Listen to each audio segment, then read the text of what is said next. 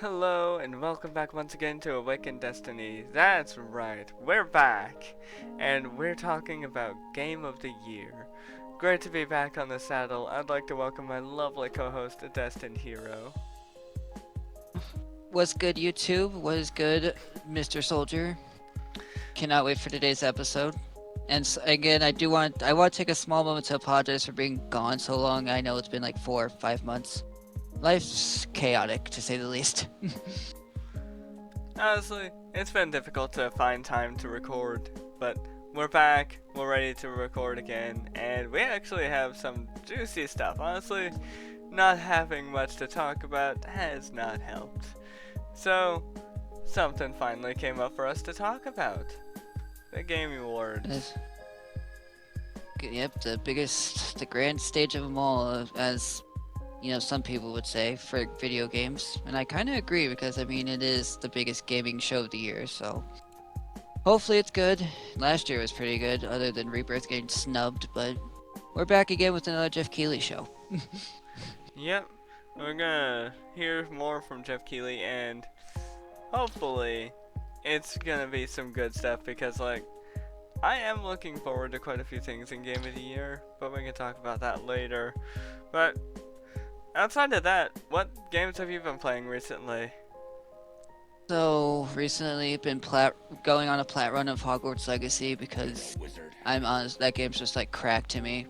And then playing a lot of Fortnite because for once they finally put out a season that's like, holy crap, I can actually enjoy this game again. So that's about it for right now. I do have the Marvel Tokon Fighting Souls closed beta that I got invited to. Thank you, PlayStation, by the way. I'm grateful for that opportunity. Cannot wait to play. So yeah, that's about it for right now. How about yourself? Honestly, yeah, I've been about on the same boat. I haven't been doing much. I've been playing, yep, as you know, we did it earlier. I've been playing a lot of Fortnite. Other than that, I have been trying to play some Hogwarts Legacy here and there. Of course, it's been difficult because I've been trying to also move at the same time, which does not make anything easy. Luckily, we have this day off as an opportunity for us to record again. Yep, that's why I said life's been pretty chaotic for the both of us. I mean, since we last recorded, I literally got a full-time job. Oh, and by the way, because I forgot to mention it, we also saw each other in person since last time we recorded. So yeah, that was a thing. Yeah, and we also got tattoos together since the last time we recorded because of that trip, and I still love this tattoo a lot. And I still get compliments on it from other people. I love it. I get a lot of compliments myself, and but yeah, that was a fun trip. We went to Japanese gardens, you know, all that good stuff. Oh man, we had a ball last time. We were able to actually see each other. We even had some very fantastic food out here and there. We had a lot of walks down the road. No, we went to Casey's every day. I don't understand why I did, but we did. I mean, in all fairness, your Casey's actually sells some really good price soda. My Casey sells it for over $1. I'm like, what's the prices down here? Seriously, his prices are better than my prices. Which is crazy. Sucks for prices. Which is crazy because if we're talking about the Illinois economy, I live in a way more expensive Illinois economy. Somehow, like, legitimately. your economy is more expensive yet cheaper than mine. My economy is chaos. We do not know how to do economy right down here. It's ridiculous. Apparently not.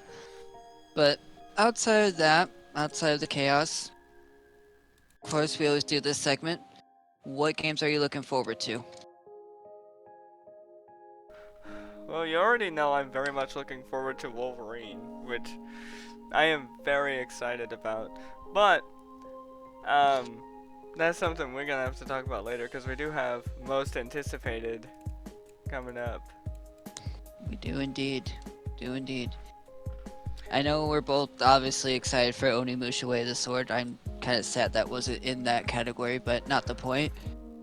No, in all fairness, though, didn't Onimusha win it last year, even though it didn't come out until next year? Wait, did it win last year? I don't even remember last year. I know we got the first trailer of it last year. I don't remember anything after that. I think most anticipated went to Expedition 33 last year. But well, let me type games. Well, that's okay. I'm having a lot of luck here. Well, okay, yeah, 2024 was GTA 6. Wait, it's in the category twice. Oh my god, it's gonna win the award twice in a row? Jeez. Apparently. Jeff Keighley, I would kick you in the dong, dude. Yeah, because it got delayed until November of 2026. Oh my god. So, yeah, that's annoying. There's that. So, but yeah, outside Onimusha, Wolverine, obviously. I myself am really excited for Witcher 4. I played a good chunk of 3. So I think I have it in my save, so I stopped playing it. But Witcher 4 looked really godlike after that first trailer. I'm just like, I want to play this game. Honestly, yeah, Witcher 4 looked amazing. There was so many details in that trailer that I wish I could have actually been able to watch again. But that trailer was actually absolutely beautiful for just watching it like once or twice. Oh yeah, for sure, for sure. I probably only watched it once, I can't remember. I think I've watched it like twice or 3 times. I usually wait for the later trailers because the later trailers are always better. But yeah, I can't think of many other games off the top of my head. I just know Life's Been Chaos, and yeah. I can't either. There's not really any games that come to mind, honestly. It's weird. Because I don't, unpopular opinion, don't give 2 shits about GTA 6. Sorry. Yeah, I don't either, honestly. I'm sorry to say, I know it's a very unpopular opinion, because everyone loves GTA, right? Not me. I'm sorry to say. I did try GTA 5. It did not hit the same as like any of the past GTAs. Even GTA 4 hit better than GTA 5. Anywho, yeah, no, GTA was kind of bland. San Andreas was the only good one, and I'll die on that hill. Sue me. San Andreas was indeed the only good one.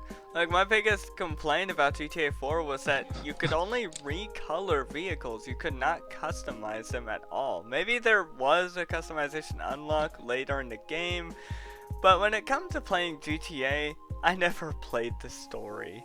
The story was kinda iffy to me. I think even it's basically the same old, honestly. Even in San Andreas had a good story. I probably had my brother's save file on there because I also realized when I tried replaying that on the PS5, because they had the game on there for PS Plus users at one point.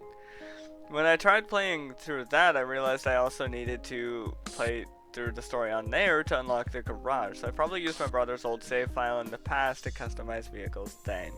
Which I think is kind of wild that you have to play through a story just to customize vehicles. Yeah, no, it is kind of crazy, but yeah, we can rant about GTA later, honestly. I think it's time to get into some predictions, I guess. I don't know if we got any more small talk to go through. Yeah, honestly, yeah, I think the same. So, yeah, predictions, we've got the best game direction, which I think there's some decent games listed up here. I don't know most of them. Well, I haven't been able to play any of them either, in all fairness, because I haven't had the time or money on my hands to be able to get my hands on any of these games. But I think if there was a game I would want to play through the most, it would be Ghost of Yotai. Because, yeah. I mean, Expedition 33, it seems like a very beautiful, good game. Independency, I actually very much appreciate, and I absolutely respect any kind of indie developer, especially from what I've heard from Expedition 33. I've heard it was a very good game, very well made, and surprisingly voice acted, which for an indie developer selling a game for $40, that's honestly kind of insane for me. You can't really... It's impressive the more you think about it, and it was made by 33 people, so like, what? 33 people, man, that's an Expedition 33 right there too. Yeah, it is. I feel like you can't make that shit up. That's probably why they named it Expedition 33, was because there were 33 people who made it. That's honestly kind of wild to me. But Yeah, honestly, It's I think insane. that is very impressive, and I would play it if I was a bigger fan of turn-based, but I cannot do turn-based and strategy. I'm not the best at it, it's not really my style. But I can respect any indie developer the same. So, Sandfall Interactive and Kepler Interactive, well played. I Death definitely Stranding gave 2, honestly, again, art style and like the way the game looks, it usually tends to look pretty good. Like I saw some gameplay from Jacksepticeye playing Death Stranding 1. The game looked kind of good in certain aspects. Like the character designs and everything looks kind of good, but for me, it's not really my style because it's just running around delivering packages and whatnot. From what I saw, I don't know, not really my style. But it looks like there's some kind of child bond in that game, which I think could be a very beautiful thing. yeah. I definitely voted Yotai here for game direction and art direction because, like, again, Expedition 33 up until I played through Ghost of Yotai probably had it on lock for me. But I played Ghost of Yotai, and when I came out finishing that game, it's like I'm going to be thinking about this probably for the rest of my life. It impacted me heavily. Like bravo to Sucker Punch, bravo to PlayStation. You made a sequel so damn good that I'm actually mind blown how good it is. Yeah, no, the game seems really good, and it actually does make me wish I could get into both Tsushima and Yotai. I can't lie. Well, I mean, if you ever buy it, you can buy Tsushima on PC. I don't know when Yotai is coming to PC. It's hard to say. It takes months for Sony to release a game to PC, as far as I can tell. That's about how long it took for Rebirth to come to PC, which I think is insane. The other Which game is for crazy art because direction is Hades 2, which honestly I'm kinda unsure about it. It looks kinda cartoony, kinda cute in a weird way. I don't know. Not quite my never played style. it. I I know. don't know what the game mechanics are either. I haven't looked into it, but the soundtrack sounded good, but that's something for a later discussion. Yeah, I don't have much to say about Hades 2. I don't quite get the hype around Hades 1 or 2. I think Hades 1 also had nominations when it came out, but I'm just like, it's not my kind of game. I look at it and I think Diablo, and I'm just like, no, I'm done already. So the game's genre is roguelike, whatever that means, action RPG, and indie. What does roguelike mean? That one I don't know how to describe. I know what it is when I see it. I don't know how to describe it. Is it like I want to say, so roguelike genre is a subgenre of RPGs characterized by dungeon crawls through procedurally generated levels, turn-based gameplay, and permanent character death. So, actually, the more I think about it, I wonder if I saw Mark, Bob, and Wade to play through Hades 1. That could be possible. More than likely is. It's probably something I woke up to and just didn't really think too much about. But Split Fiction looks... I saw a little bit on Split Fiction. I gotta say, it does look like an interesting two-player game. It looked fascinating. It to me. does. I'd play that with you. I'm not gonna lie. Honestly, I can't lie, it's same. I would definitely pick that game up to play it with you. If I only knew why my PlayStation stopped working. I'm still working on eventually building up the money. It might, I don't know. It would be nice, would help a lot. Other than that though, honestly for predictions, I don't know. Okay, Split Fiction does have crossplay, so you can get it on PC and I can get it on PlayStation. We can still play. Oh, okay, cool. Good to know. That'd actually be a fun stream we should do at some point. I'm not even gonna bullshit with you. Oh, true. A duo stream with you would be fantastic to do again. It's been Wait, so on, long. How Our much last is it? I might duo just pick it up. stream, like, honestly, if you pick it up, you better gift that to me on Steam. Split Let's Fiction. see. Oops. Can I type words? Holy shit. I was gonna say the same shit. Can I even type? Okay, so for me, Split Fiction is $40. 50 for me. I'm gonna wait for right now, but I will probably pick it up at some point. It's on a what's the word? Friends Pass. That's interesting. Anyway, I am gonna go with it's on a 20% discount for me on Steam, but I still can't really afford that right now. I still gotta pay property taxes. In all fairness, so that doesn't help. But other than that, We'll wishlist you. oh yeah, I forgot to do that. Oh well, I'll do it later. For Ghost of game direction wishlist. For best game direction, I think I might have to give it to Ghost of Yotai, honestly. I've never played it, but I have played Ghost of Tsushima, and I imagine it's obviously gonna be a sequel to that. And I think, like, based on their game style for the Ghost of games, I think it's gonna be very cool, very beautiful. Because any very stunning. Japanese game is going to be beautiful and very well. That's why. Outstanding creative vision, innovation, and game. That's why I want to play a certain direction. Ubisoft game, but I fucking don't want to pay for it yet. Yeah, honestly, story-wise, I think Ghost of Yotai probably takes the cake. Expedition 33 probably has a good story, but I feel like Ghost of Yotai might have the best. But well, my predictions, like what I think would win, is kind of difficult. I don't know, because Balatro won so many awards, I would not be friggin' surprised if Hades 2 took it. Like, Balatro and, I wouldn't be surprised. what was either. that other game? Baldur's Gate 3 took so Yeah. many awards before, I wouldn't be surprised if Hades 2 does the same. I Very would well not could, be but- surprised based on, like, my prediction. I feel like Hades 2 is gonna And- take most of these awards for some reason. And how the Game Awards tends to go, but I guess we'll see. I mean, Ghost of Yotai has to get at least one of these, right? It definitely does. It definitely does. I wouldn't be surprised if it Yeah. gets like score and music or something like FF7. But Unfortunately, I worked during the Game Awards this year for the first time in a while, so I'm not even gonna be able to see what the hell wins anyways. yeah, for game direction, I definitely voted Ghost of Yotai. But yeah, like I said, I would not be surprised if Hades 2 takes it. I genuinely would not. I can see Hades too. I can even see Expedition 33 taking it, because like I truthfully believe, even though I like Yotai more, I really do think this was the year Expedition 33 is just gonna sweep everything. Unfortunately, I would. even in some mean- undeserved categories. I mean, even for that, I would kind of hope so. Cause like if Hades 2 takes most of the awards, I would be dumbfounded at that point.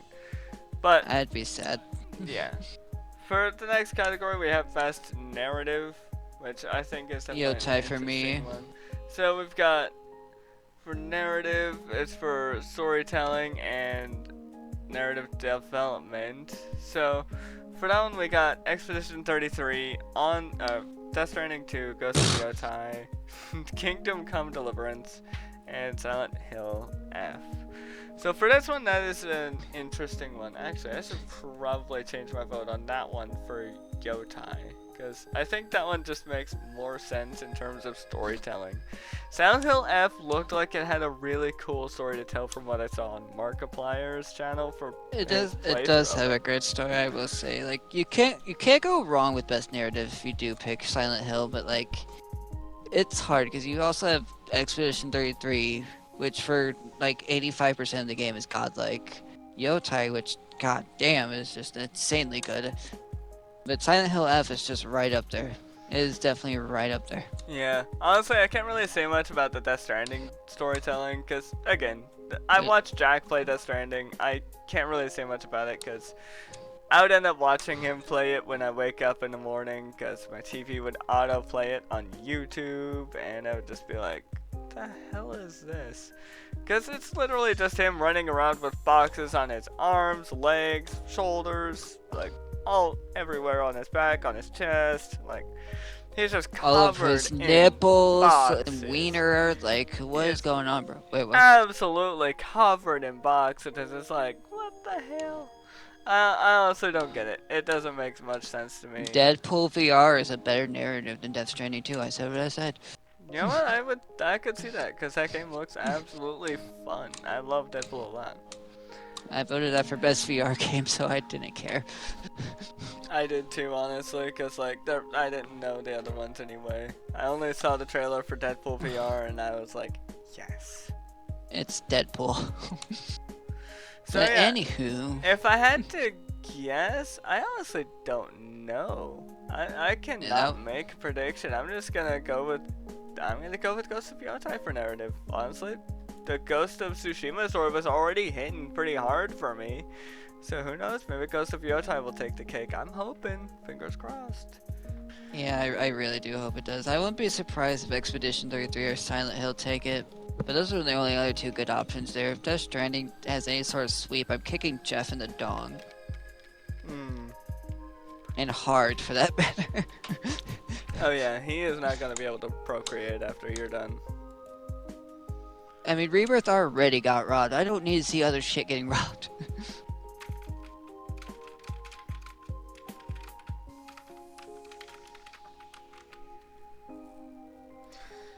But what was it?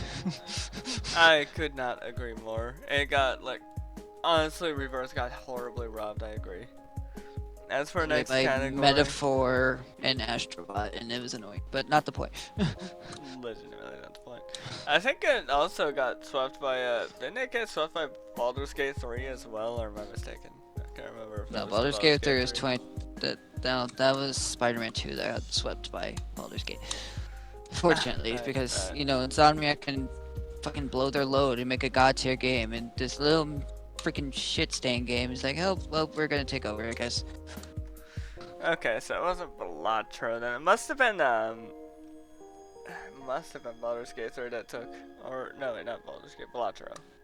Was it Balatro took over Rebirth along with Metaphor and Astrobot, and then Baldur's Gate took over Spider-Man 2. Yeah, honestly, I think that's kind of wild. I mean, I guess I understand Baldur's Gate a little more, but, like, Rebirth did not deserve that sweep at all. Or did not to get ran over like that at all. No, not really. It's very annoying. Very much annoying. But, on to art direction. Honestly, this one is a bit tough as well, because, like... Where did I put art direction? Oh, it's over there. Art styles of games do tend to impress me a lot. Like, for Expedition 33, it does look like a very beautiful game, just from the cover alone. Insanely beautiful. For it. And, Death Stranding 2, it looks like looks like my penis, if my penis couldn't cream. I mean, what? Mike, like, sorry. Something like that. Ghost of Yotai looks absolutely gorgeous. Oh, wow. Okay. I do love Ghost of Yotai. Of course, it doesn't help. Anything Japanese themed is gonna be beautiful in my eyes. Because, like, Japanese themed games, absolutely pretty. Hades 2, it's literally just dungeons, stairs, and caves. It's nothing interesting. It's like Vampire's mother after sex. I mean, what? Hollow Knight Silksong. That one ought to be interesting. That one has to have an interesting art style. Because Hollow Knight 1, I played through that on a stream a while back. And that Hollow Knight had a very beautiful art style. And there was, in fact, one place I visited in a boss fight, which also happens to be the same boss that you actually play as now in Silksong. That same character. And that area that she was in was absolutely a gorgeous area. Very beautiful. But the ruins are also oddly beautiful in a weird way too. I don't know why, but they are. And they also had some very nice, like, a nice watery area I remember visiting as well, with rain and whatnot. So I don't know. But I voted Hollow Knight Silksong nonetheless, because, like, I really appreciate the Hollow Knight art style either way. It's a very nice art style. I love it a lot. I voted Yote here because anyone who's known me for a while, I'm just a straight up Japanese whore. I'm learning the language. I'm planning on getting my passport to plan a trip to Japan within, like, the next 5 years. Like, I'm just whoring out for Japan. Like, please, get me out of here, bro. Like, don't get me wrong, Silksong does look beautiful. I've watched streams of it. Death Stranding is beautiful. The game just sucks. Like, that's the reason why I kind of give it flack, because, like, I couldn't play that game. I'd fall asleep, I'm pretty sure, trying to play that game. I just know. But, yeah, those are probably the three I would probably vote, though. Is those three. And, oh, Expedition 33, I forgot. That was up there, too. Expedition 33 is so fucking pretty, man. Yeah. I struggle to believe an indie team made that game. Yeah, those are But it's an definitely a indie top game. three. Those are definitely a top three for me. Silksong, Yotai, and Expedition 33. Top three immediately.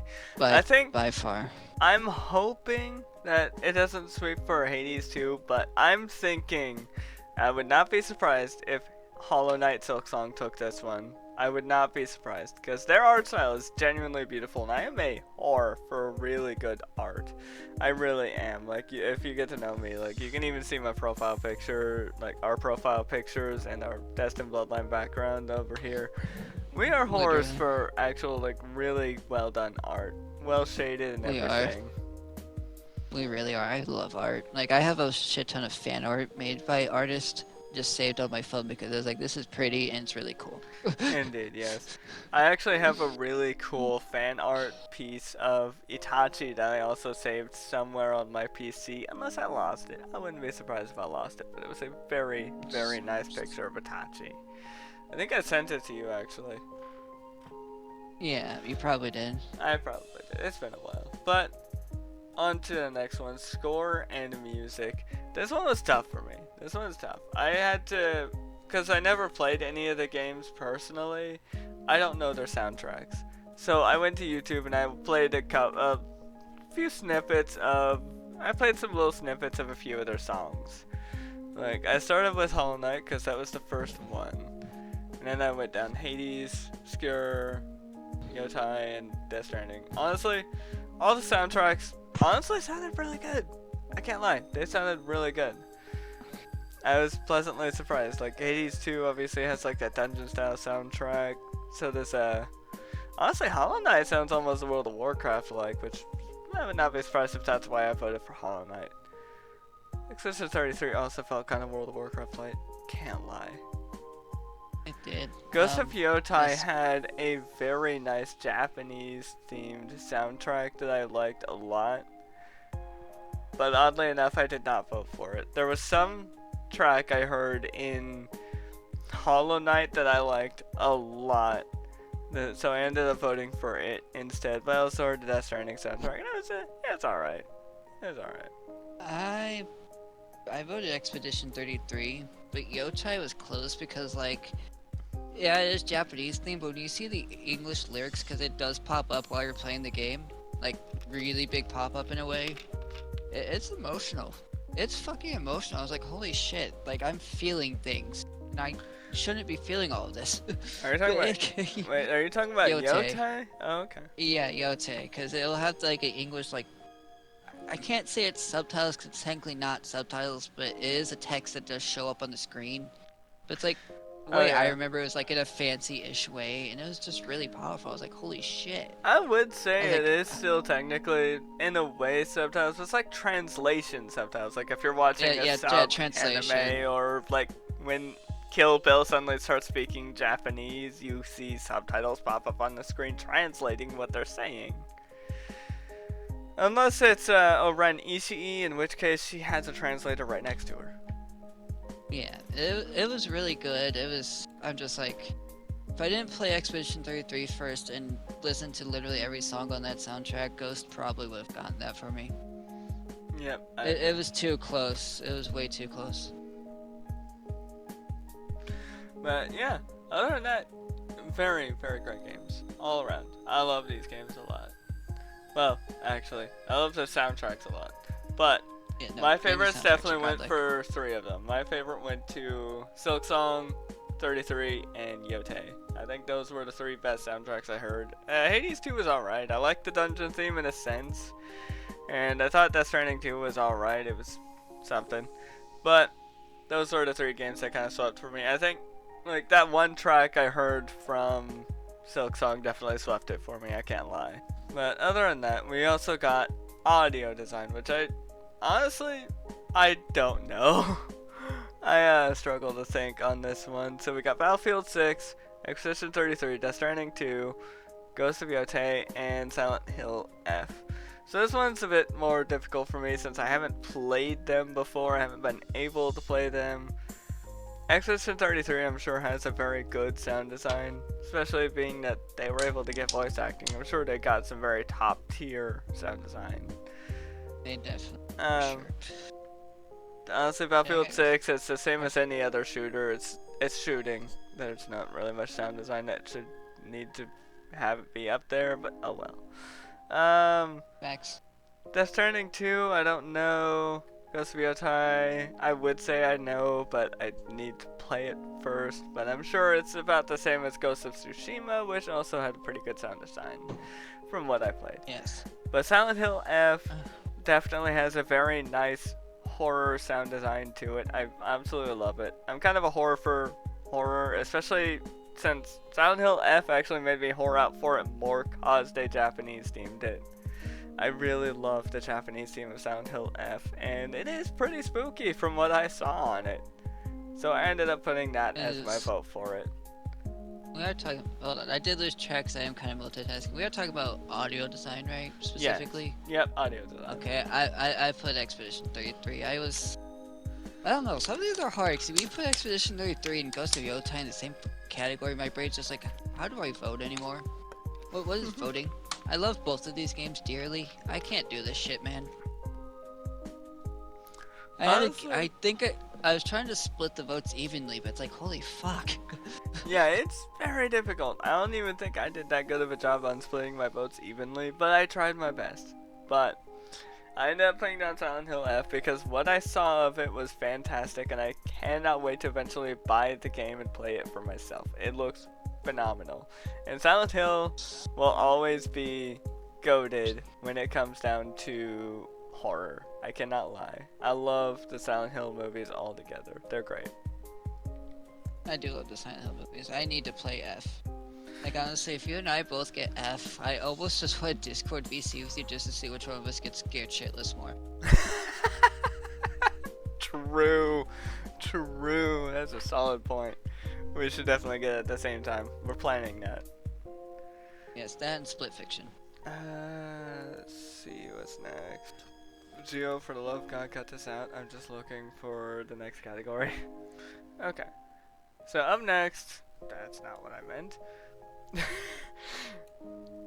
Geo, for the love of God, cut this out. Explosions, please. Blow it all up. Blow us up.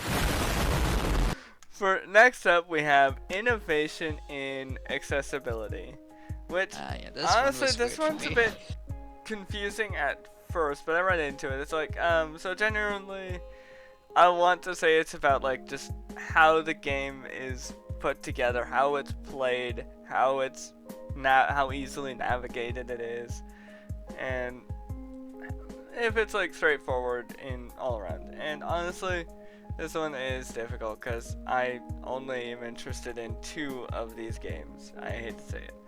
Maybe 3. Maybe. So we got Assassin's Creed Shadows, which I still need to get into. I really want to play that game. Adamfall. I don't know. Doom, the Dark Ages. Definitely need to get into that. That is a fun game. I need to finish that game. I have too many games to get around to. It's fucking difficult to plan this shit. EA Sports is something. It's sorry. I'm not sorry. I hate EA. You South can't convince me not to. Midnight, which honestly, that's probably the one Xbox game I'm fairly interested in. I do generally It needs to like come to this PlayStation. It needs to PlayStation. But I want to play that fucking game. Honestly, for innovation, I voted for Assassin's Creed Shadows. The game looks fantastic, and it probably, like, I've played Assassin's Creed before. The UI is fairly easy to navigate. The gameplay is very solid and easy to do. Combat is simple, like sneaking around is challenging, but not impossible, not too difficult either. Yeah, I figure it out. If I can figure it out, anyone can. Like, honestly, it's just me. Yes. But Doom the Dark Ages, I do want to play that at some point. I really do. It is really tried fun. to get into Doom Eternal, and that I one's honestly, hard to get into. I can't bullshit. I honestly get it. Doom Eternal is probably a fantastic game. I think so anyway, because the developers put something special in Doom Eternal for Markiplier, and I honestly think that is very cool. They put in a book about mustaches that was written by his dad, and I thought that was really cool.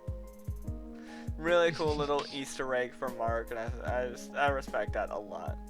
So I gotta It was. give ID Software a lot of respect for that, and I really hope maybe there's another Easter egg for Mark somewhere, but he hasn't gotten around to Dark Ages, so I don't know. So I voted for Assassin's Creed Shadows, because honestly, Assassin's Creed needs to come back. They have been falling from grace for so long, and I really hope that Assassin's Creed Shadows brings back the Assassin's Creed franchise to some extent. Valhalla came close. I think Valhalla was pretty Valhalla decent. did really well. Valhalla did really well for him. That was definitely the start of them coming. It definitely was. And I hope Assassin's Creed Shadows kept the trend going of bringing back Assassin's Creed. Because honestly, they went downhill after Black Flag. I cannot lie. They did. I can't. It's hard to play post Black Flag games. I tried Odyssey. I tried there's another one that started with an O. I don't remember what that was called, but I was not enjoying it. Yeah, there's also Syndicate and whatnot. Yeah, and Syndicate, and freaking Unity. It's like none of these are good. They're all bad. Well, you make a drunk pirate one time in Edward Kenway, and the best you can do is dog shit after the fact. I mean, honestly. So, another interesting category, which, expect a rant on this one. Most anticipated. Which for these games, we have 007 First Light, which, yeah, bringing back James Bond, honestly, I think that's pretty cool. Like, I haven't played a 007 game in years. It's been PS2 era since I played a 007 game. And not fucking lie. You're talking about PS2 era. Here I am thinking I haven't touched what's freaking N64. Damn. I'm just like, okay, James Bond, cool, I guess, but RPGs entered my life and James Bond went to hell after that. Honestly, I would probably still play First Light. I've never watched a James Bond movie. I just want to point that out. I know nothing about James Bond other than his like cool spy gadgets that I've seen spooned about referenced in other movies.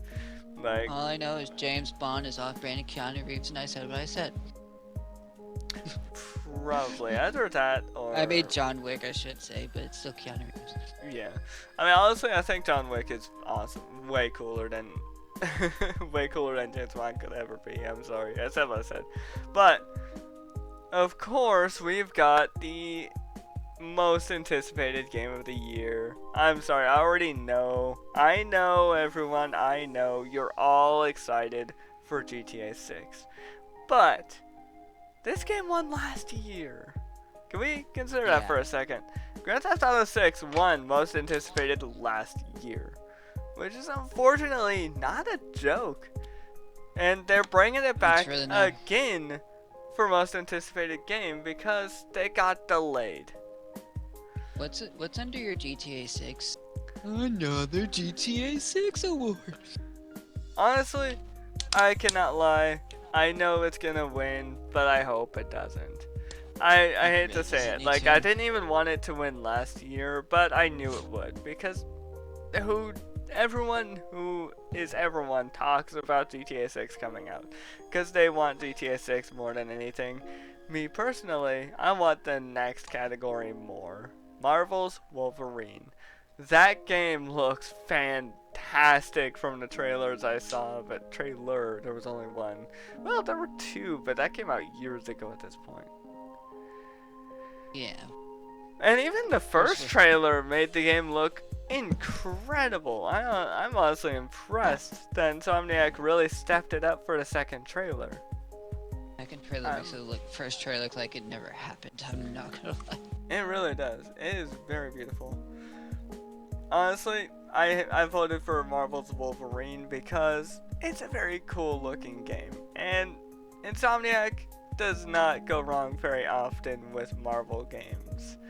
It's very Spider-Man difficult. was godlike. Spider-Man was fantastic. All three Spider-Man games were fantastic. Yes, I can agree. Miles Morales was super short, but it was for a reason. It was just to introduce his character, and the Spider-Man 2 was much longer and a lot better for his character, for him and Peter to work together as the two Spider-Men. I thought that was very cool. And I'm excited to see where they go from there, honestly. But I also am really excited for Marvel's Wolverine because Insomniac has been a fantastic developer for a while now. I enjoyed their game Ratchet and Clank's reboot. I enjoyed Ratchet and Clank Rift Apart, and I enjoyed the Spider-Man games. Honestly, I think Insomniac Games has been super clean lately. I think they've got this in the bag. Sadly, GTA 6 has this in the bag, but that's not the point. But our next nominee is Resident Evil Requiem, which honestly, I think that's valid. If you voted for that, valid. Because honestly, Resident Evil games are usually pretty good. Resident Evil Village was pretty cool looking. I cannot lie. I did enjoy watching Markiplier play through that, and him simping for Lady Dimitrescu was the best ever. I can't lie. Village is a very good game. Village is, for me, I haven't finished it quite yet, but it's under Resident Evil 4. Like, Village reignited my love for Resident Evil. Honestly, I think Requiem looks like it could be a very, very well done game. I'm fascinated to see where they go with Resident Evil. Capcom is another very good developer. I hope for the best with them. I hope for the best for them on that one. And Onimusha, of course, we've got Witcher 4. Oh yeah, they are doing Onimusha too, aren't they? I forgot about that too. But yeah, Witcher 4. But this one's by CD Projekt Red. This one is, this one's the one. Or, let's just name drop them real quick. Geo, blow me up. No, seriously, cut that out. We don't need his name dropped. Alright, this one's the one Hero voted for. And honestly, I don't blame him. The game looks fantastic, and by the looks of it, you're going to be playing as Ciri in this game. Yes, which I believe is Geralt's daughter, if I'm not mistaken. Yep. Geralt and, what's her face? I wanted to say Serana, but yeah, Yennefer. That makes way more sense. Why Serana? Isn't that the ring? What's wrong with me? Anyway. Witcher 4 looks like it'll be a fantastic game. I am excited for it. That Wolverine and Onimusha are like my top 3 anticipated. Onimusha didn't even get nominated. Oh yeah, let's go over this. We have nominations that aren't even here, that were here last year that didn't get released. Like Onimusha. And there are other games to anticipate, but I can't really say I know them off the top of my head.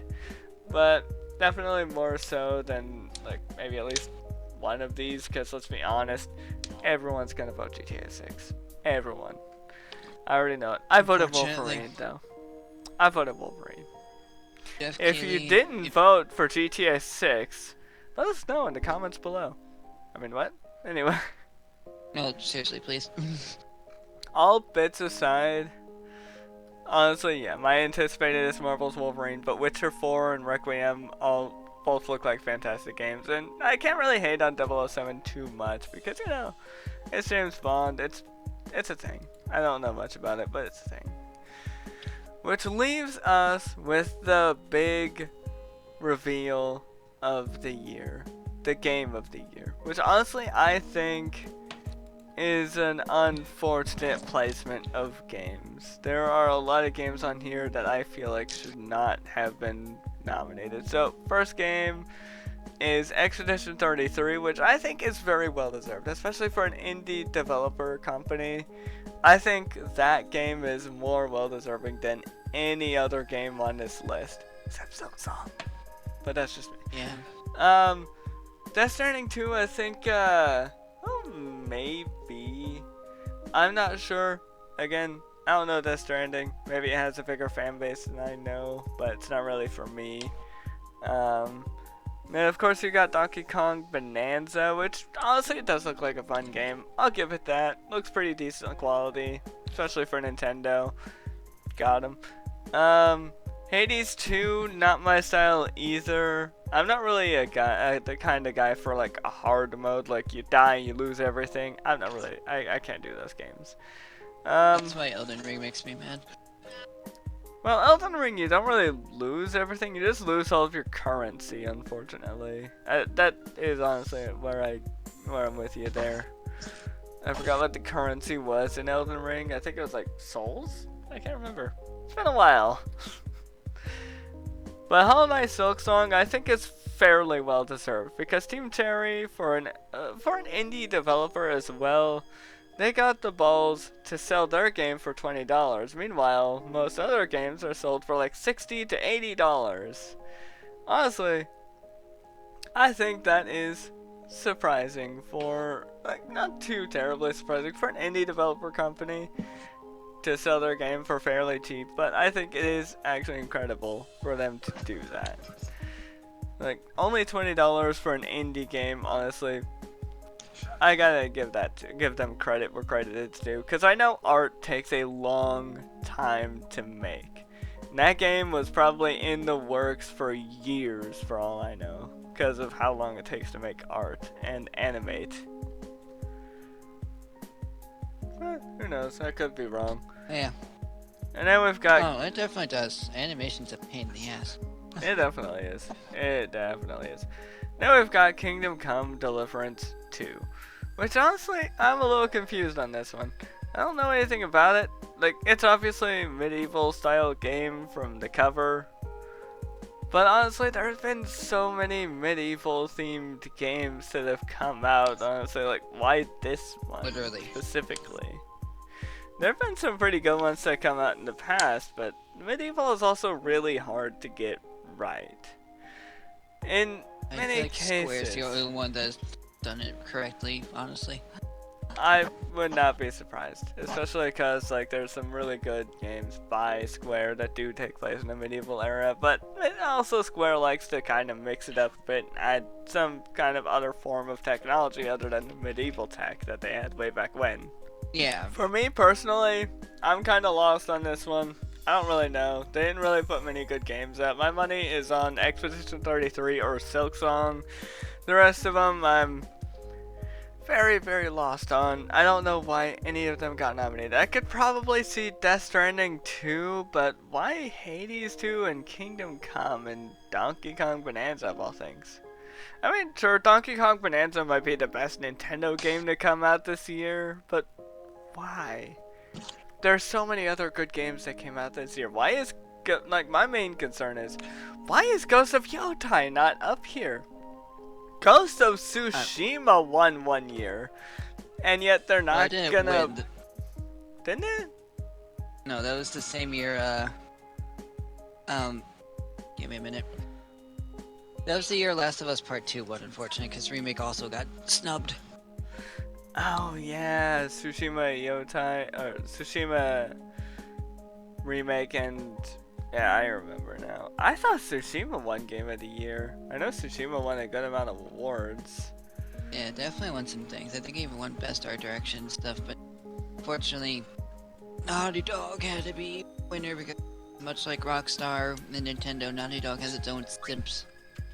I thought it did win the Game of the Year. Ghost of Tsushima did not win the main Game of the Year award. Huh. Nope. The Naughty Dog simps won that year too.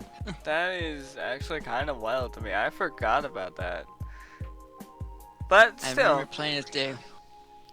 In any case, I'm still surprised that Ghost of Yotai is not up here as Game of the Year, because I feel like it should have been. It really It should was have. definitely one of those that should have been up there. Because it's a very... I put it over Kingdom Come, put it over Death Stranding, put it over DK Bonanza. I don't care, Nintendo Sims, your game was not as good as you made it out to be. I mean, sure, it looks fun, but it couldn't be that good. It could not be Game of the Year good. It's not Astrobot. No, Astrobot was definitely one of the best. But, other than that, yeah, I honestly think Ghost of Yotai should have been up here. I don't know anything about dungeon running, Hades style.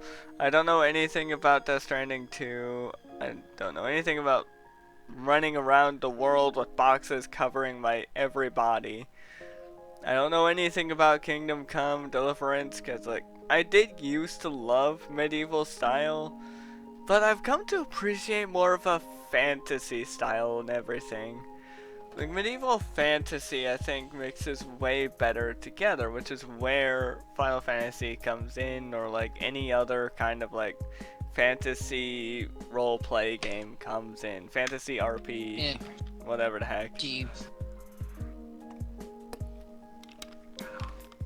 Final Fantasy did medieval pretty well. I mean, that was the majority of what it was until technically 7, but 9 came back, and then 15 kind of did it, but 16 did it a lot better. Yeah, no, honesty, yeah, I agree. But yeah, that's honestly my take on everything. My money is on Expedition 33, but I wouldn't be surprised if Hades or Silksong took the cake altogether. Honestly, I wouldn't hate Silksong winning it. yeah, me neither. I would not be opposed to it, because I really think that Team Cherry deserves it, but so does Sandfall Interactive and Kepler Interactive. Both really great games, really well done by indie developers all together. I cannot appreciate that enough. I cannot respect indie developers enough. That is just a fact of it all. But yeah, that's pretty much my take on the Game of the Year. Our take. I honestly think. But I also voted Expedition 33. I forgot to put that out there. I did too, yeah, I voted Expedition 33, but I wouldn't be opposed to voting for Silksong either, because again, art style is just as much the battle as anything. But that is my take on the Game of the Year. Very bad nominations this year. I cannot be more disappointed. I'm sorry to say it.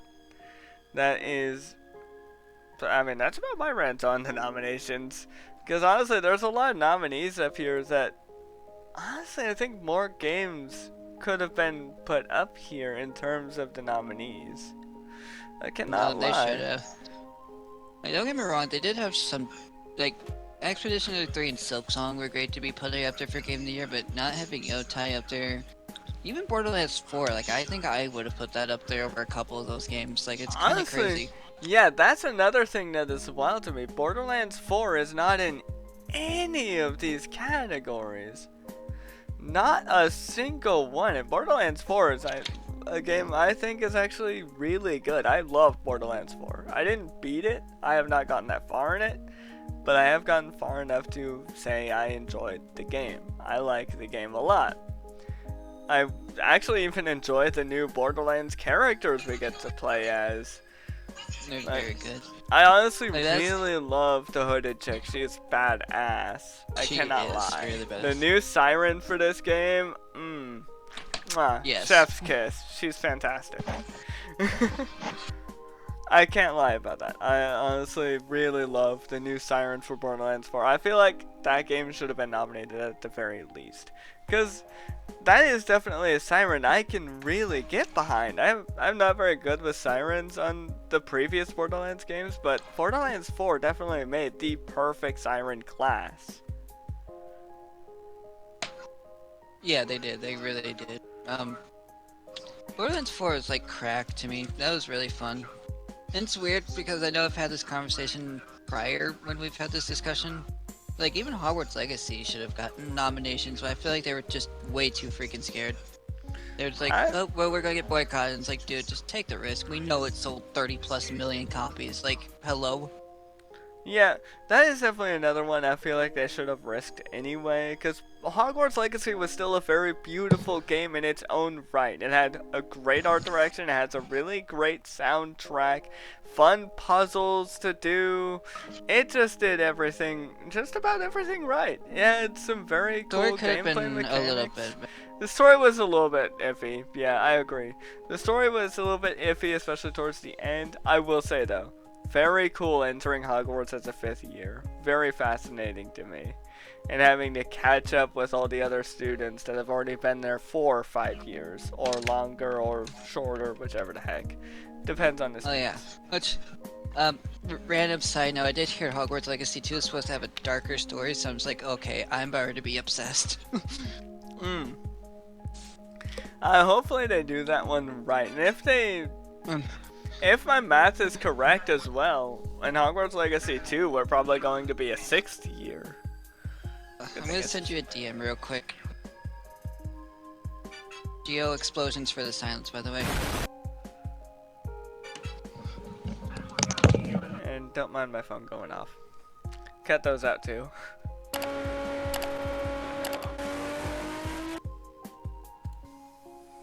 Yeah, Geo, don't mind the silence. He's AFK. Just cut all of this out. Cut all of it out. And blow it all up. Okay, my bladder was filled to oblivion. I am sorry about that. Speaking of Oblivion, I think that got shafted 1 year too. Was that last year the game came out? No, that was this year. That came out the same day Expedition 33 released, and there was a whole freaking... Oh my god. Whole freaking thing over that debauch. I don't know what to call that word exactly. I know what it is, but I can't say it for some reason. I'm not surprised. Yeah. Honestly, yeah, what the hell? That didn't get a single nomination either. Oblivion Remastered was fantastic. This is one of the most beautiful remake games I've ever played, other than Final Fantasy VII.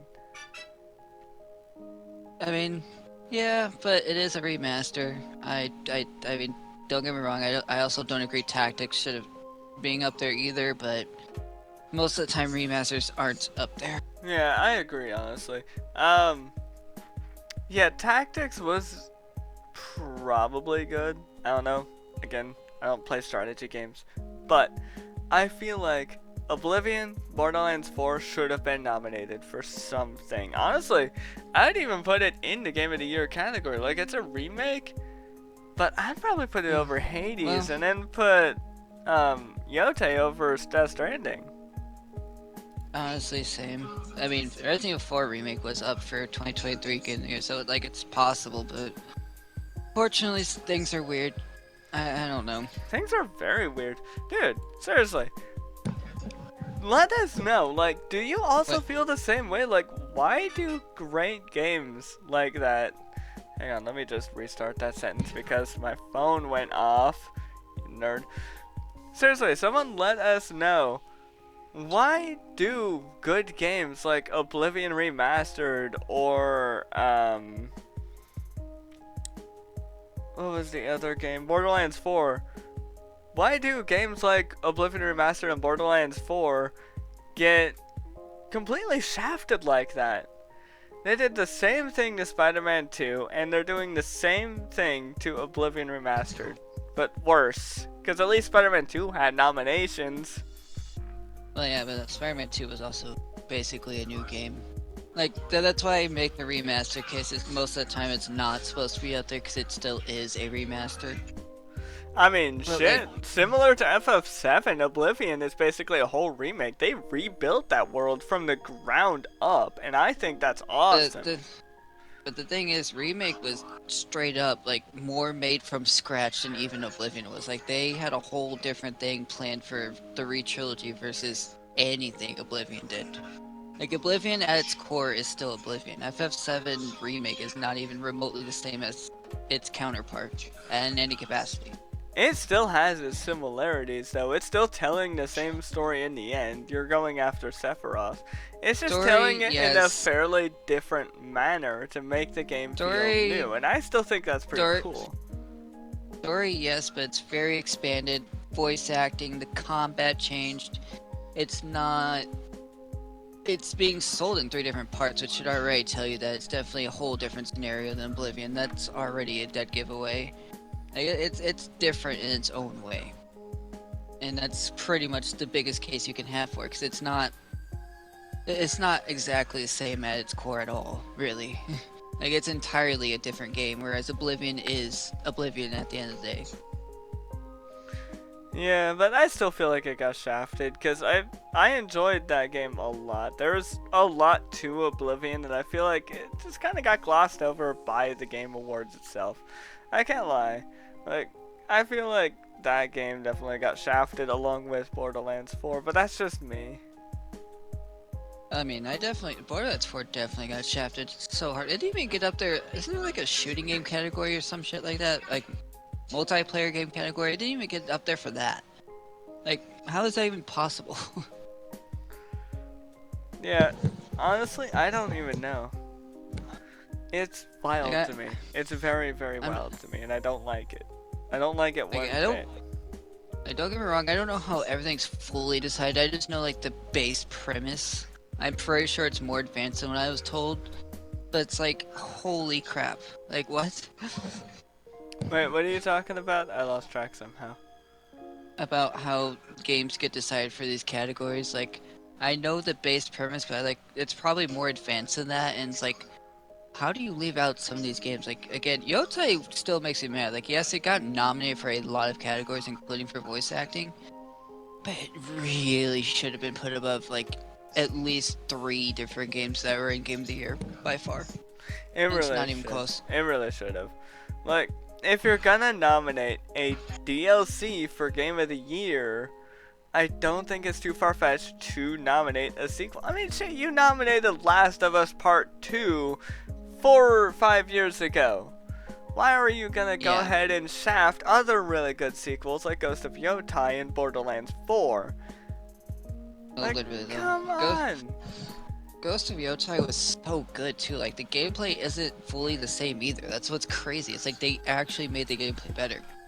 And seriously, they did the same thing to Oblivion. They did like kind of different mechanics. Like, they're still the same as any like Elder Scrolls game, but they made it cleaner, fresher, and a lot more playable than the past Oblivion that came out before.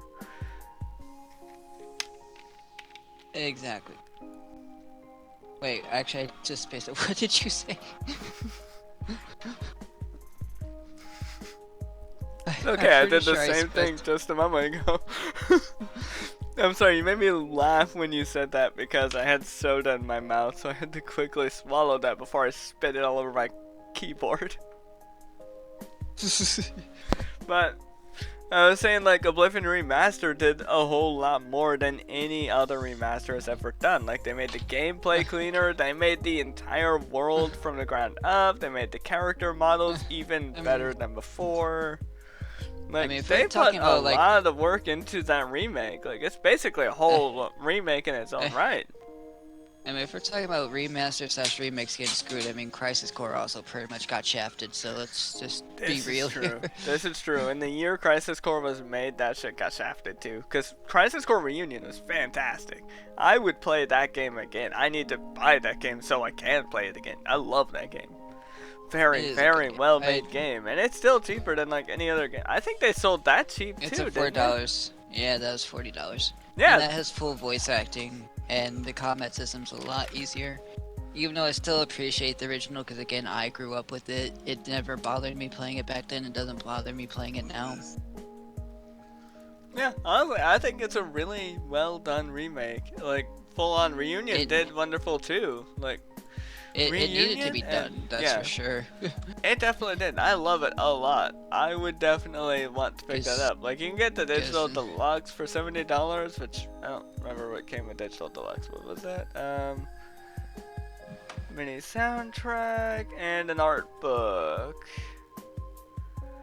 Okay, yeah, it's just like a mini soundtrack and an art book, but I would still get it because honestly, Crisis Core and like FF7 as a whole was just fantastic. I really enjoyed Crisis Core Reunion. They did so much to the game that made it 10 times better than the original, and I cannot lie, they did pretty much the same thing as Oblivion, although I don't think they built Reunion from the ground up. They just like remastered everything, redid the gameplay a little bit, the gameplay mechanics, and like redid all of the voice acting and just like added a lot more voice acting than the original game ever had. Like, everything in Crisis Core Reunion is voice acted. Everything that had scrolling text is voice acted.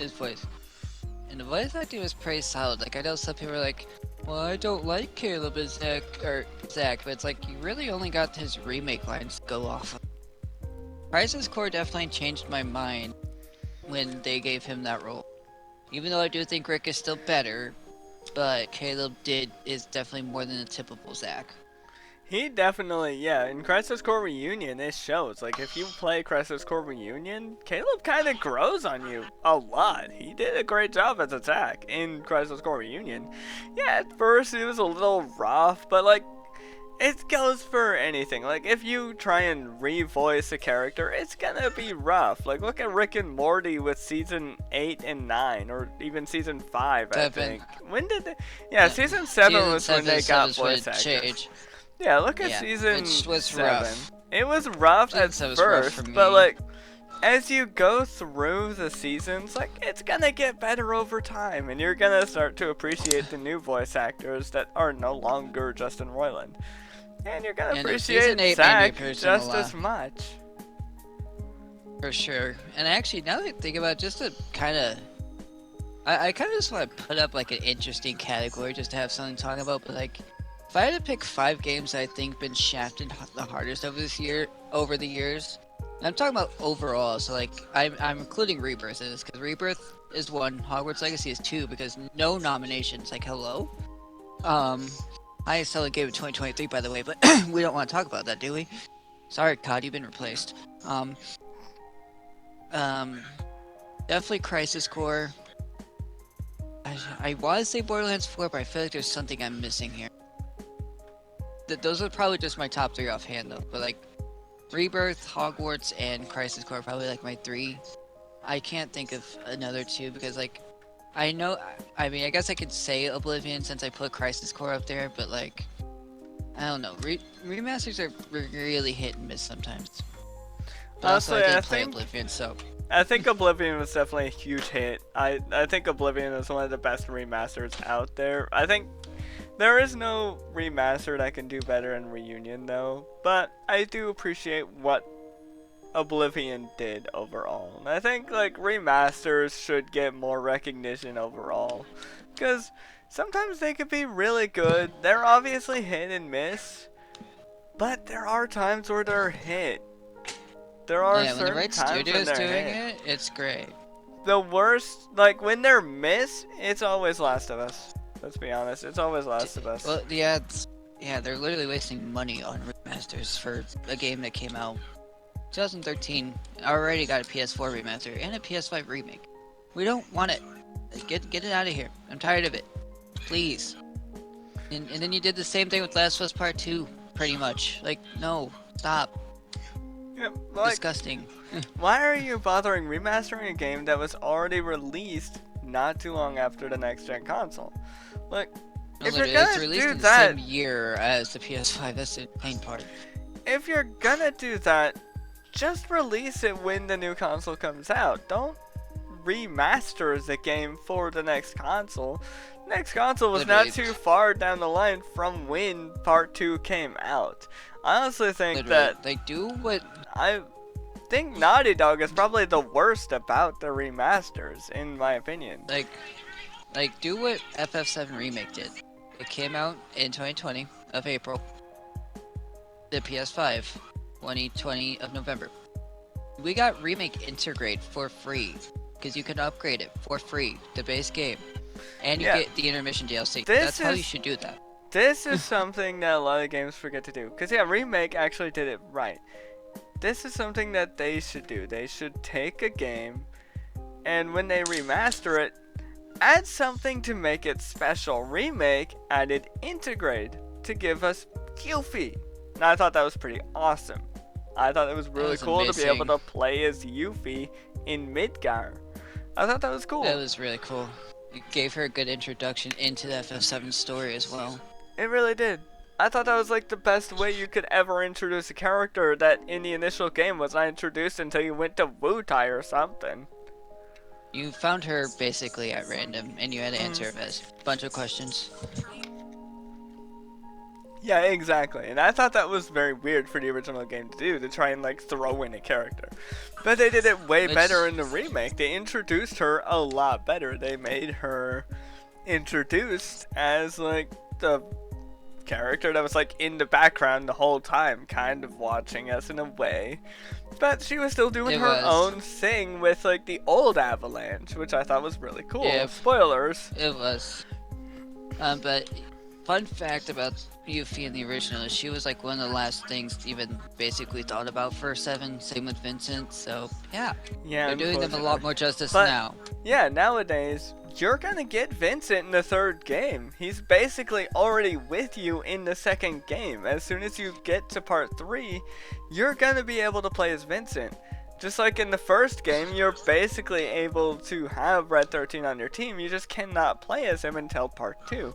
And let me tell you, Part 2 playing as Nanaki or Red 13 as for the first time was the best thing ever. I love playing as Red 13. I cannot lie. His combat style just hits. It hits hard for me. It slaps. It is. He is actually helping me in my hard mode playthrough when I do eventually get back to that. Right. I'm just stubborn and I want to play it on PS5 Pro. That's why I haven't done more with it. Something I love about Red 13's playstyle compared to the other characters is his block counter. When you block an attack, you can counter the attack, and I really like that a lot. And you can use an ability of his to get your health back. And I think that is very helpful. Right? Nanaki might be one of the most useful team members you can have on your team. He's very useful. Honestly, like, I've made, so far, I've actually made use of Aerith finally. I finally got her down to a T a bit better. But I've made most use of Tifa, Nanaki, and Yuffie, and obviously Cloud, but my Cloud's just broken, so we don't talk about that. Honestly, the ones I've made most use of is Cloud, Yuffie, and, well, Red 13. But, I mean, Yuffie is also very useful with her ranged attack and her being able to switch to an element. I think is very helpful in that front. And her clone jutsu is broken. When you learn her clone jutsu from a weapon, oh man, is it broken. I forgot what it was called, though. Oh crap. I think it was just called ninjutsu. No, I don't think it was called ninjutsu, but I do believe it was somewhere along that front. But when when she doubles herself, like when she uses a shadow clone jutsu to suddenly just like wang, like she can wang a tang on you all day. She'll kick your ass, dude. You can literally combo the crap out of Yuffie. It's insane. It is wild. I absolutely love Yuffie, and I utilize her a lot. Okay, it's Doppelganger. Doppelganger. That's the one. Ganger, yeah. That's the one. Not gamer. Doppelganger. Yeah, I'm a doppelgamer. What about you? But yeah, that's you are my doppelgamer, but that's not the point. I definitely believe that is the nomination rant out of the way, because yeah, that's just our complaints about the nominations. Like, I don't get it. I don't know why they didn't nominate half of the stuff that should have been nominated. I don't get it. But on to trailer predictions / expectations. And honestly, our biggest expectation is going to be Remake 3. Part 3 of FF7 Remake. But another one we definitely have is also Kingdom Hearts 4. That's at least what we're hoping for. I don't know what to expect. And we lost Best Buddy. His mom started talking to him, but yeah, that's about what I would want to see in trailers. But there's also there's probably a few indie games that they'll show as well, because obviously they always do, but I don't follow indie developers, so I couldn't say I know of any that could be shown at the thing. Okay. So yeah, that's about all I can think of. I'm back. What was being said? So I was talking about trailer predictions and expectations. Oh, so yeah, okay. I think we're getting an Onimusha trailer with hopefully the release date finally. Oh yeah. I forgot about that. Definitely Remake Part 3 teaser. Kingdom Hearts 4 I'm 50-50 on, but it would be nice. Maybe FF9 Remake if it does exist. But again, the Kingdom Hearts 4 and FF9 remakes are mostly ones. I'm not fully sure. Maybe Devil May Cry 6 because we are getting very much overdue. Probably another Resident Evil Requiem trailer because it does release in February. Probably potentially a GTA 6 trailer. I don't care for it, but it makes sense to put one out, means that you delayed the game again. Because why not? I didn't even think about that. Yeah, I forgot about that. My big want, honestly, outside of, Remake Part 3, show off Hogwarts Legacy 2. Please. Please, give me feeling again. I want it so bad. I would like And to see if there's anything on Hogwarts Legacy 2 from Warner Bros. I mean, Warner Bros. Is already doing fuck up after fuck up after fuck up. Can they at least do something right and give us a Hogwarts Legacy sequel, please? I mean, you already canceled the director's cut of Hogwarts Legacy, which I 100% would have given you all my money for.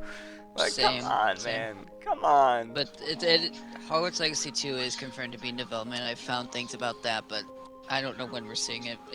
The teased release date is either later in 2026 or in 2027, so I don't know. Well, who knows? Maybe it could show up at the Game Awards. Here's to hoping. Honestly, but that's about all I can think of for that. That honestly, those are some good predictions, expectations, or wants, or hopes. Honestly, I am also hoping for a Part 3 trailer the most, because, like, we do need to see... That would make sense. We do need to see more of FF7's universe. We need to finish off Cloud's story and, like, all of Avalanche. And I would like to see how they develop Vincent's character in the third game. They kind of developed him a little bit in the second game, but they're definitely giving us a backstory in the third game.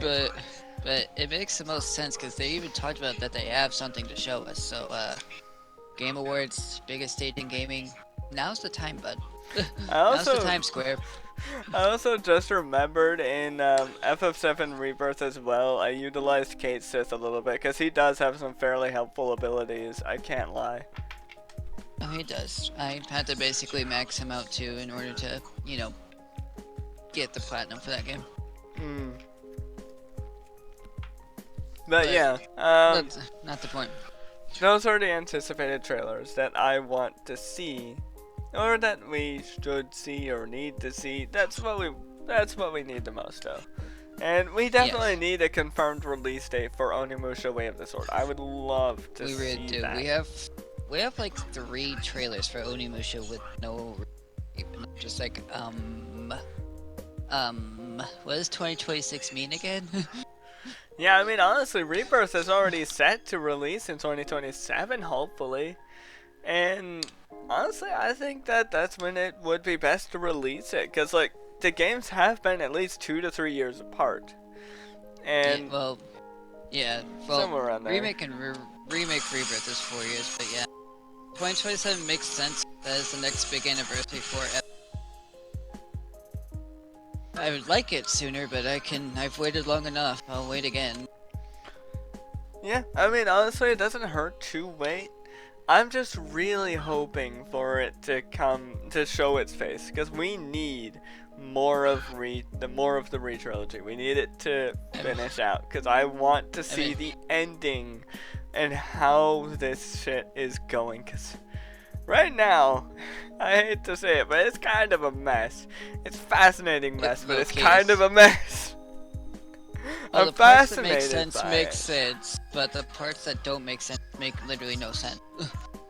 Yeah, it makes sense when you really, really, really think about it. You have to be a critical thinker. You gotta be MatPat to figure out what's going on, but I definitely MatPat the shit out of it after a month or 2. Yeah, me too. I've been MatPatting that shit for months, ever since, even a couple of years, ever since it came out. I've been trying to MatPat the crap out of that story and what happened in certain parts and why we're following Zack all of a sudden. What the hell is going on? That part I still can't fully MatPat because they're really hiding their cards with that one. Yeah, they really are. No matter which way you look at it. You cannot find their ace with that one. I've tried so hard. I've tried to find that ace of spades so hard. Like, I've looked into the dialogue. I've looked into every scene, and I'm just like, why did Biggs just die like that? Why is Zack even with Biggs? What is happening? The only thing that makes sense is he wants to save Aerith. What's interesting about that is I've noticed that in that story, since we're doing another Rebirth episode, what I've noticed about that with Zack is that in that area where, like, Biggs died and, like, Zack went over to save Aerith or something, that was two different universes. It was. I think. It was. I knew that part, but it's like it got so complicated for no reason. Because I still think Sephiroth is behind all of that. Oh, he definitely is. He's fucking with us. This is something that I find fascinating about the Re-trilogy. Not only is Sephiroth fucking with Cloud, he is fucking with us, the player. No, he is. He absolutely is. I almost called us the audience, but we're the player in all of this. We are controlling the character, and he is breaking the fourth wall on us and making us do all of this confusing shit to try and break us. He's trying to break our minds as well as Cloud's, and he's definitely doing a good job on Cloud's mind. But I'm onto you, Sephiroth. You can't fuck with me. I'm on. You can't see me. I am on to you, Sephiroth. Yeah, I got my eyes on you, silver hair boy. you could do what you want. You could send Zach Fair after me. I'll beat him up too. I'm Cloud Striper. I don't give a shit who's in my way. Yeah. Okay, we're just being stupid at this point. Yeah, you can't do nothing to me, Sephiroth. I'm Red 13. I'll claw your eyes out. I'll gouge your eyes out while Clouds take you from me. I will numb your shoulders while Cloud's taking you from behind. And while Tifa's giving you a Tifa chop. And Tifa's giving you the dolphin blow. That's gonna turn into a dolphin flurry. I could not. It was right there. And you got Barrett giving you the big blow. If you know, you know. Oh yeah, he's gonna give you the big bang. Oh yeah. You gonna call Barrett daddy when he's done. And not because he's Marlene's dad either. He is daddy. Let's be honest. Barrett's kind of daddy. Cannot lie.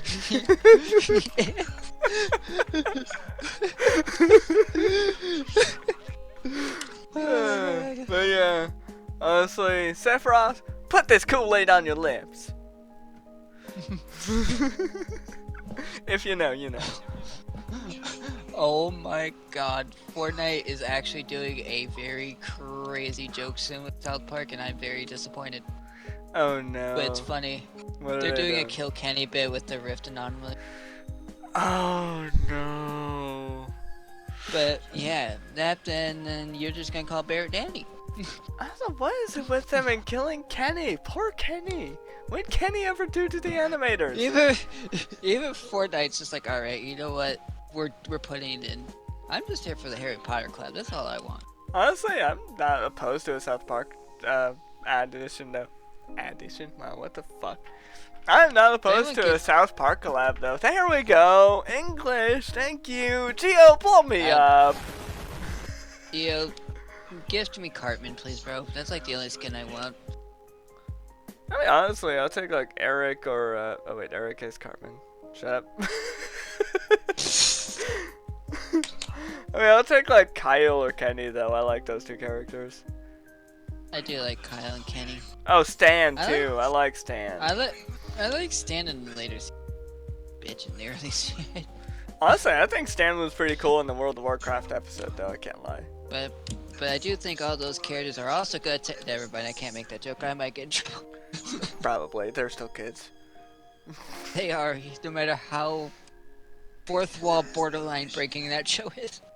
And how fucked up that show is. Yeah, they fucked up.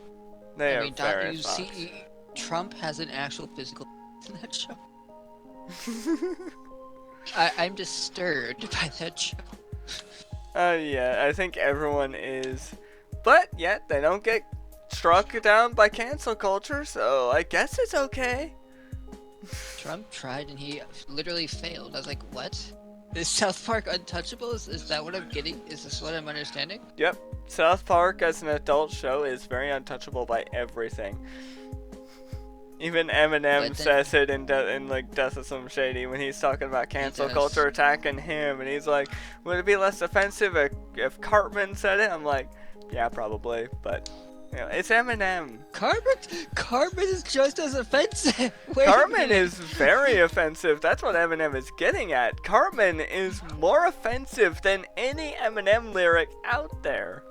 Even the part where he said he would fuck his mom and have a son and a new brother or daughter, whichever the two. But wait, I thought we were supposed to be fucking Sephiroth. I What mean, happened? I lost the plot line!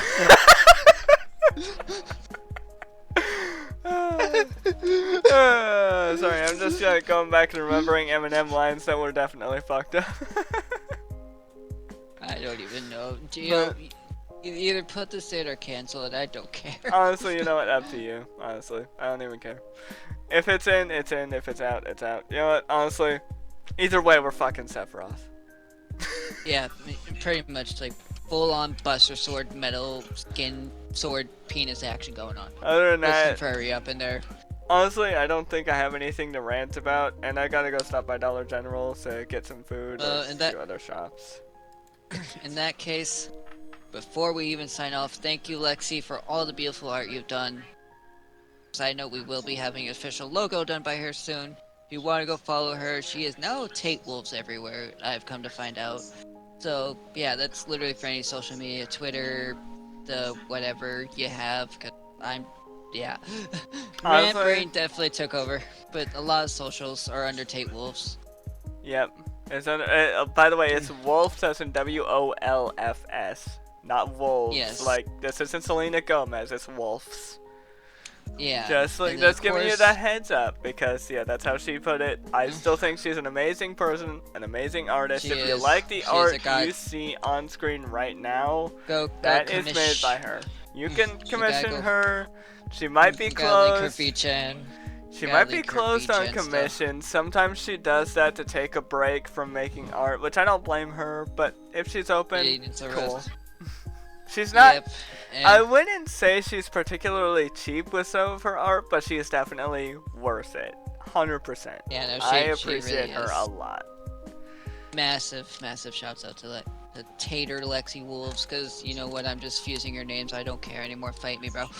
And because I appreciate him a lot as well, I gotta give a huge shout out to Geo-Metro. He is a fantastic. He edited this entire episode, and I appreciate him a lot. He has edited some of our past episodes as well, and I could not appreciate him more 5 through 7. joining the well, I guess technically the United Destiny team of all of this.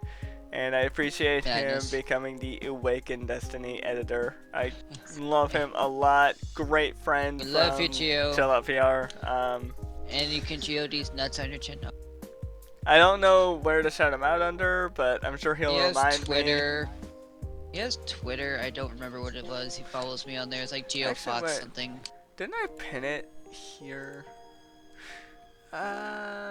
Yeah, Geo-Metronome at Twitter, and just Geo-Metro on Blue Sky. You can go follow him on there. He is definitely a fantastic editor, and he is a fantastic being. He is very wonderful. I would give him so many boops and hugs.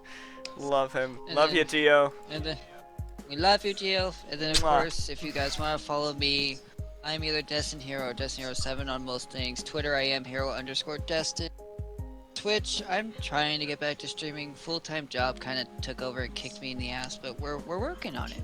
We're working on it. I do plan on doing a New Game Plus playthrough of Ghost of Yote soon on Twitch, so be on the lookout for that. They finally added that, so I'm thankful. I don't use Insta too much, but if you want to, you could follow, but I don't really care to have that even linked. Obviously Twitter, Blue Sky is DestinedHero. Yeah, you already know the drill. Yeah. And, yeah, you know where to follow me. I'm pretty much DestinedSoldier everywhere. I'm no longer DestinedSoldier on Roblox, but I'm sure you can still find me through the name. I'm working on getting it changed back. I just joined a Bloodline temporarily. But I am pretty much DestinedSoldier everywhere. In some places I had to do a number, but it's not very common for me because DestinedSoldier isn't a very common name. But yeah, you can find me as that everywhere, or every so often I'll use my old name, Keyastas, which is Keyastas. I know it's that on Twitter, and I think it's that on Blue Sky. That's where you can find me and how you can find me. Again, all of these will be down below in the description. Unless you're watching and listening on Spotify, in which case, fuck you know. But Kidding, anyways, kidding. as as always, this was a very fun episode. If the tangent stays, have fun listening to our shenanigans. This is how we are IRL, by the way. We don't hide behind we're not that type of person. Yeah, we're not but gonna be a wolf in sheep's clothing. I'm just a wolf. Yeah. Yeah, I'm a fox I'm a fox phoenix hybrid person. But Phoenix thank you guys fox. so much for watching. Yeah, Phoenix Fox. But thank you guys so much for watching and or listening. Leave a comment down in the the Destin section below on what you guys think about today's episode. We'll see you all in the next one. Later, guys. See ya.